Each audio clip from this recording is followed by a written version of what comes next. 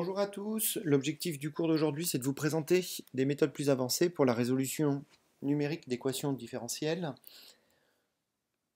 Je ne vais pas présenter dans le cadre du cours d'aujourd'hui les fondements théoriques des méthodes, en particulier les méthodes de Runge-Kutta.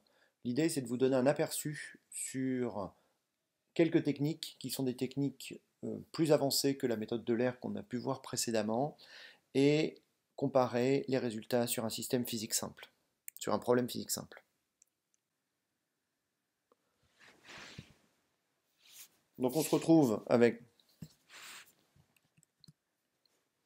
en termes d'un...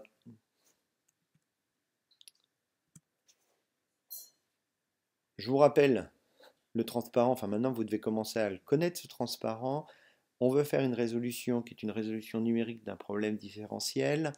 Alors, juste dans le cadre de cette vidéo, je vais m'intéresser à des problèmes qui sont des problèmes linéaires time invariant, c'est-à-dire des problèmes où S point peut s'écrire comme un produit matriciel d'une matrice alpha, enfin matrice vecteur, d'une matrice alpha fois le vecteur S.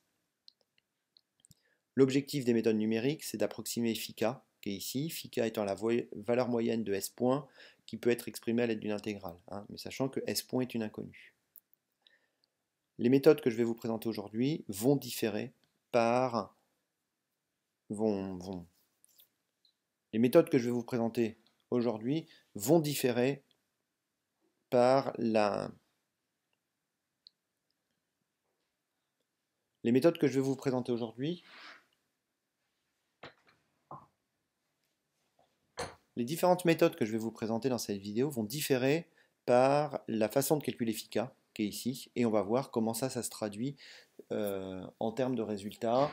Toujours le même problème physique, un système masse-ressort conservatif, une oscillation qui est une oscillation sinusoïdale pour la solution analytique, et on va voir ce que donnent les schémas numériques.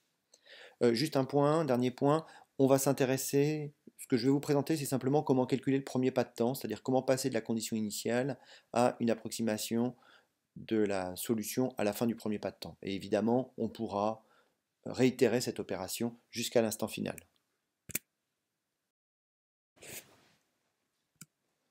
On avait vu précédemment que la méthode d'Euler explicite était basée sur le même esprit que la méthode qui est la méthode des rectangles à gauche. Donc c'était pour la méthode d'Euler explicite. Pour la méthode d'Euler implicite, c'était la méthode des rectangles à droite.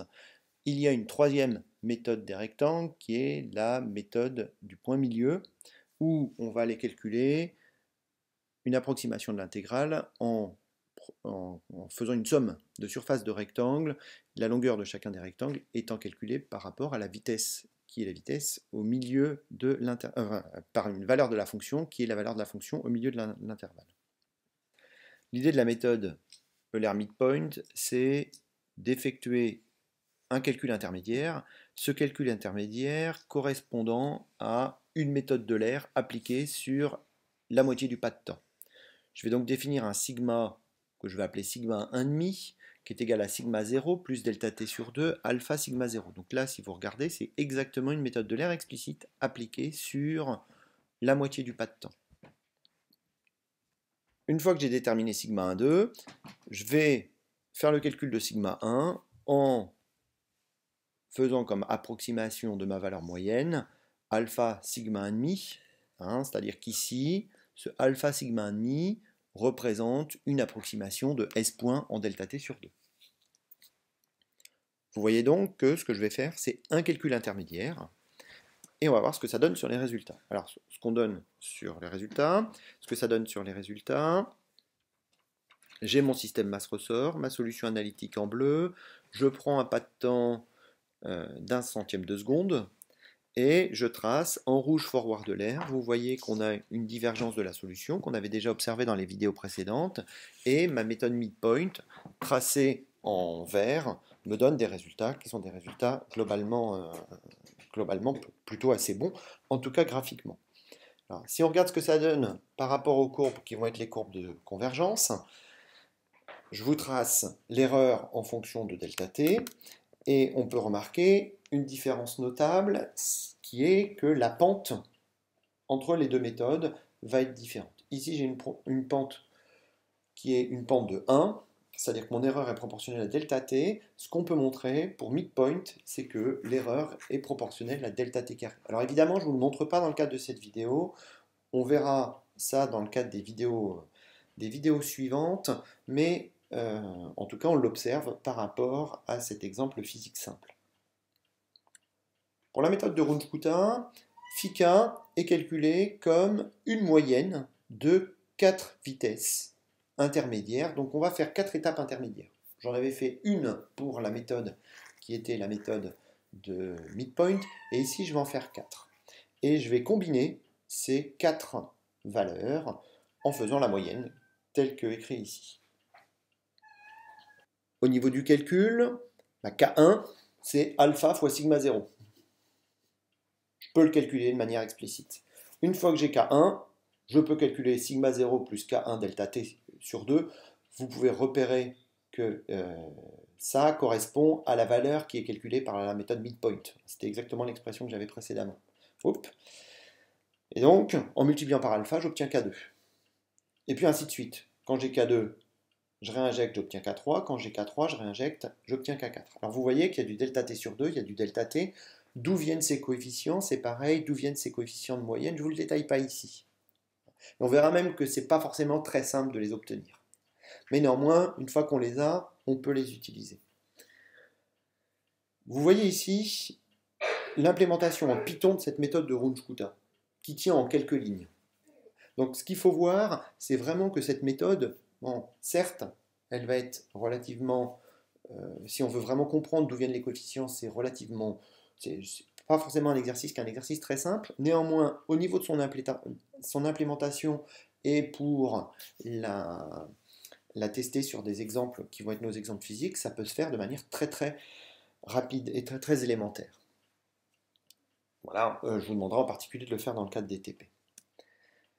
Qu'est-ce que ça donne sur mon exemple masse-ressort? Eh bien, vous voyez que je prends un pas de temps qui est de 6 centièmes de seconde, et vous voyez que, alors j'ai supprimé forward de l'air, qui divergerait complètement.